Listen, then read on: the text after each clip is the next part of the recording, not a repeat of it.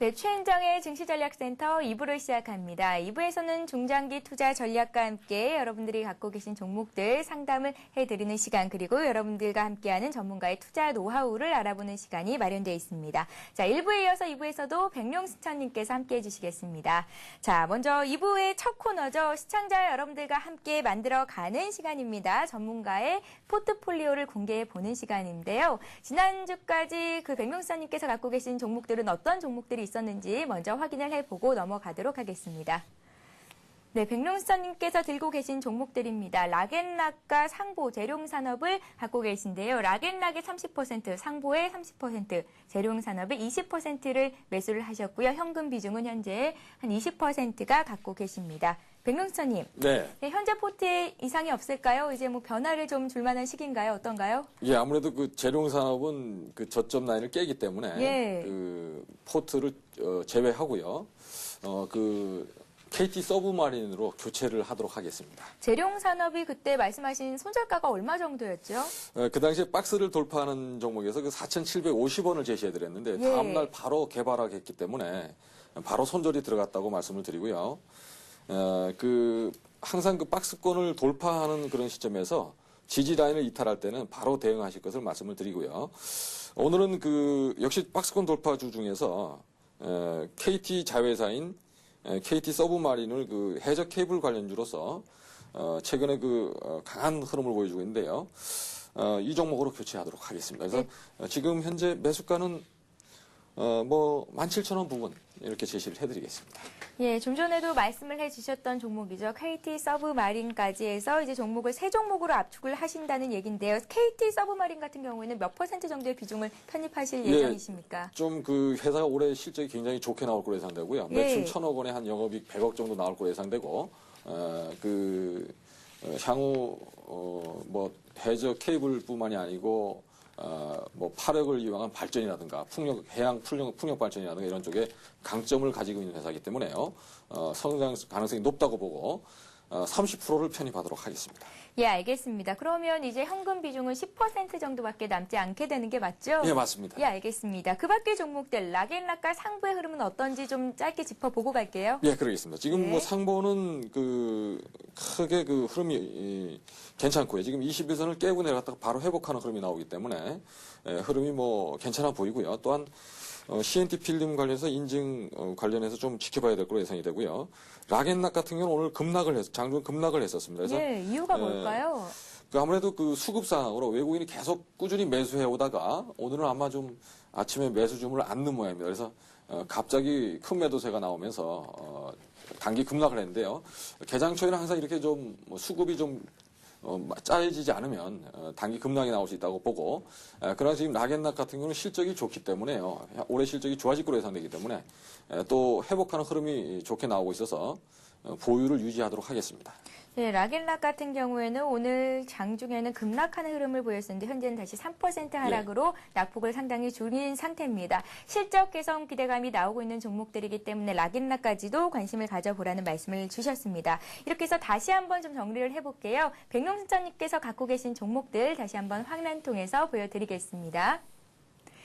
네, 현재까지 갖고 계신 종목은 락앤락과 상보, 재룡산업인데 재룡산업 같은 경우에는 손절가가 나왔었죠. 그래서 이제 포트에서 제외를 하신다는 말씀을 하셨고요. 이제 새롭게 편입을 고려하고 계신 종목이 한 종목 있습니다. KT 서브마린인데요. 이 종목을 30% 정도 다시 매수하신다는 말씀을 들어봤습니다. 자, 지금까지 백룡스천님의 포트폴리오를 확인해 봤고요. 지금 이 시각 시장 상황 다시 한번 짚어보고 가도록 하겠습니다. 전화 연결을 해보겠습니다. 현대증권의 이주원 연구원 전화 연결되어 있습니다. 안녕하세요. 네, 안녕하십니까? 예, 안녕하세요. 코스피가 1%대로 낙폭을 늘렸습니다. 이 시각 시장 상황 좀 더 자세히 부탁드릴게요. 네, 우선 지난 주말 미국 증시가 연이은 상승세를 겪고 하락세로 마쳤는데요. 재정 위기를 겪고 있는 그리스에 대한 지원을 두고 유럽 주요국의 엇갈린 반응에 실망한 가운데 인도가 기준금리를 갑작스레 인상하면서 유동성 축소 우려가 커진 것도 투자 심리를 위축했습니다.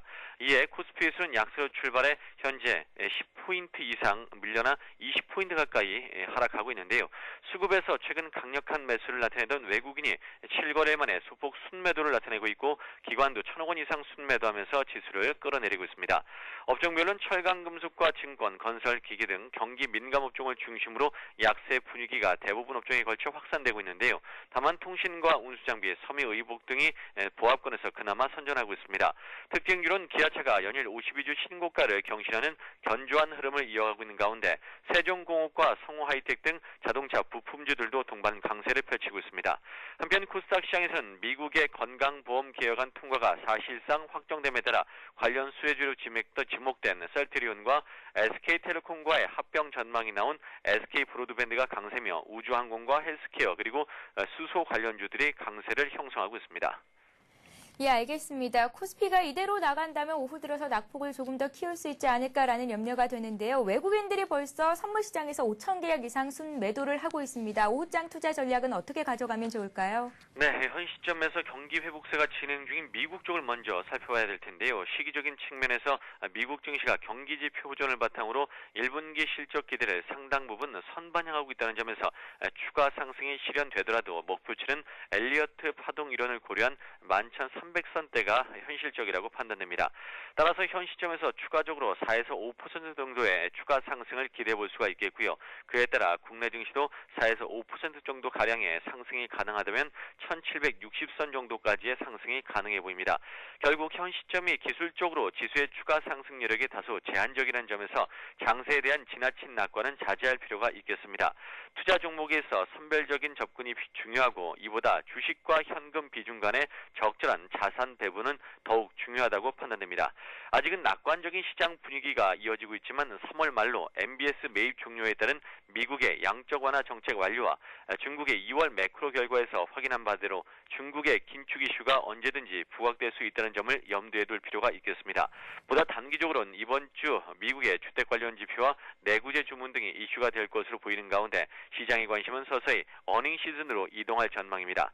이와 관련해 25일 소프트웨어 기업인 오라클과 전자제품 시장의 회복세를 나타내는 베스트 바이의 실적도 점검 요인이 될 것으로 보입니다. 예, 알겠습니다. 자, 개인들만이 현재 지수를 좀 주워 담고 있는 모습입니다. 주식들을 담으면서 1,855억 원 정도 순매수를 하고 있는데요. 이같이 오늘같이 조정을 좀 받을 시에 개인들, 투자자들은 주식을 조금 담아보면 어떨까요? 대형주 위주로 담아보라는 말씀을 좀 전에 이제 전문가들께서는 해주셨었는데요.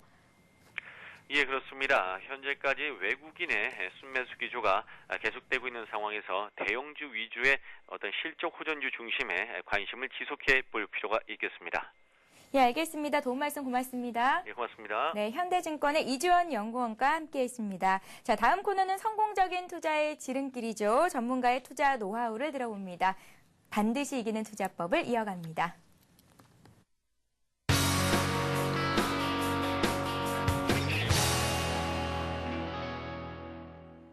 네, 반드시 이기는 투자법 시간을 시작합니다. 시청자 여러분들께서도 강의 잘 메모해 주셨다가 투자 전략 세우는데 활용 잘 해보시기 바랍니다. 자, 오늘의 강의는 어떤 내용인가요, 백론수사님? 예, 오늘은 그 추세 매매에 대해서 말씀을 드리겠습니다. 예. 추세 매매가 굉장히 중요한 그 전략이고요. 실적 호전이 나는 이런 종목들을 매수했어도 빨리 팔아버려서 좀 수익을 못 내는 경우가 많으신데요. 추세 매매를 통해서 그런 그 수익은 극대화하고 손실은 좀 잘라버리는 그런 전략을 말씀을 드려보겠습니다. 예, 알겠습니다. 추세 매매라면 어떤 점들을 좀 강조를 해주실 건지 본격적으로 강의 내용을 좀 들어볼게요. 예, 진행하겠습니다. 예, 추세 매매요. 예, 오늘 그 강의할 내용은 추세 매매고요. 추세를 따라서 매매를 한다는 말씀이신가요? 예, 그렇죠. 일단 주식은 항상 그 추세가 있는데요. 전체적인 그림이 이렇게 하락을 한다든가 또는 전체적으로 계속 우상향을 한다든가 이런 게 있는데요. 여기서 재미난 게 있습니다. 보통 그 추세 매매하면 좀 이해가 잘 안 가실 텐데 왜냐하면 매일 사고 팔고 하기 바쁘기 때문에 이 전체적인 그림을 좀 그려보기가 어려운데요. 월봉을 보면 이 추세를 좀 잘 볼 수가 있고요. 또는 연봉을 최근에 보는 분도 많은데요. 그 추세 매매에 대해서 제가 조사한 것을 말씀을 드리겠습니다. 보통 그 80대 20의 법칙이 우리가 많이 얘기를 하는데요. 이게 파레토의 법칙이라고 합니다. 80대 20의 법칙이라는 것은 일단 그 이탈리아의 경제학자인 파레토가 그 80대 20의 법칙을 발견을 했는데요. 그 이탈리아의 그 부의 그 분배를 연구하다 보니까 상위 20%의 사람들이 80%의 부를 보유한 것을 조사 결과가 나타났습니다. 그래서 이것이 이제 그 파레토의 법칙이라고 알려지고 있고요. 실제로 많은 경우에 예를 들어서 그 교통 위반자 80%는 그 20%의 사람들이 저지른다든가 이런 아주 우리가 원인을 제공하는 것이 보통 20%의 사람이 80%를 만든다는 그런 법칙인데요. 많은 실생활에 실제로 그런 일이 일어나고 있고요. 그 주식에서도 제가 조사를 해보니까 그 종목 진단을 이렇게 해보면요. 보통 그 80%의 사람들이 손해를 보고 있는 상태에서 질문을 하게 되고 남은 상태에서 질문하신 분은 한 20%밖에 없더라는 그런 제 나름대로 결론을 냈는데요. 사실 그 우리가 주식을 수익을 내고 또는 그 수익을 낸 상태에서 물어보는 이런 게 한 80%가 되고 거꾸로 손해를 보는 게 20%가 됐으면 하는 그런 바람에서 오늘 그 접근 방법을 말씀을 드려보겠습니다. 예, 알겠습니다. 일단 보통 투자자분들이 주식을 사서 이렇게 내려가는 국면에서 이제 이게 파동을 그리게 되는 데서 사가지고 고점에서 물려가지고 못 팔고 올라가지 못하니까 못 팔고 내려가죠. 그런 상황이 되는데요. 자,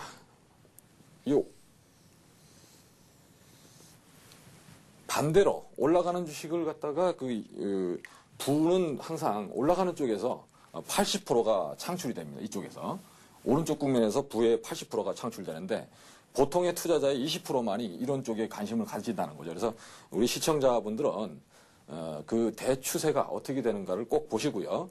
올라가는 종목 쪽에 좀 집중해서 그 매매를 해보시는 그런 전략이 좋겠다는 말씀을 드리고요.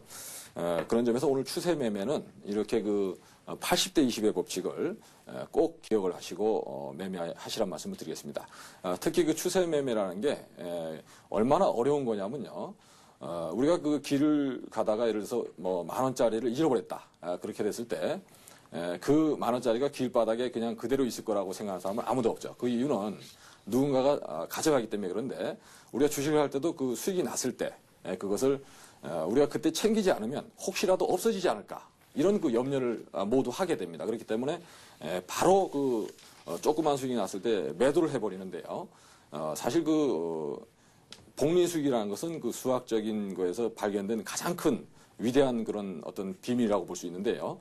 이 복리 수익을 내시려면은 결국은 보유하는 수밖에 없죠. 그래서 장기적인 보유 전략으로 쭉 가시려면 그 실적이 좋은 주식을 미리 발견해서 계속 좋아지는 주식을 오래 보유하는 건데요.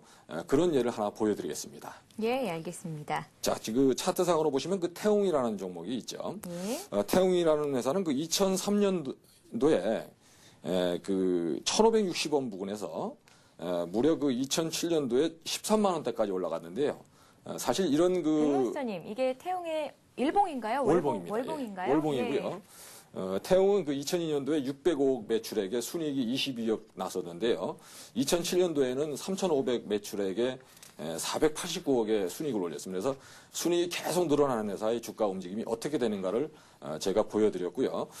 그렇다면 우리가 언제 매수해서 언제 파느냐는 바로 그 월봉을 일봉처럼 생각하시고 그 추세를 깬다는 것은 결국은 5개월 선이 상승 추세가 꺾이면서 그 하락으로 전환되는 시점, 그 시점에 매도를 하신다면은 바닥에서 매수해서 1,500원대 매수를 해서 1,500원대 매수를 하게 되고요. 이런 1,500원대에서 매수하게 되고 실적 호전이 계속 일어나는 걸 확인한다면은 계속 보유를 할 수 있겠죠. 그러나 이것을 단기적인 매매를 한다면 가져갈 수가 없는 상황이고요.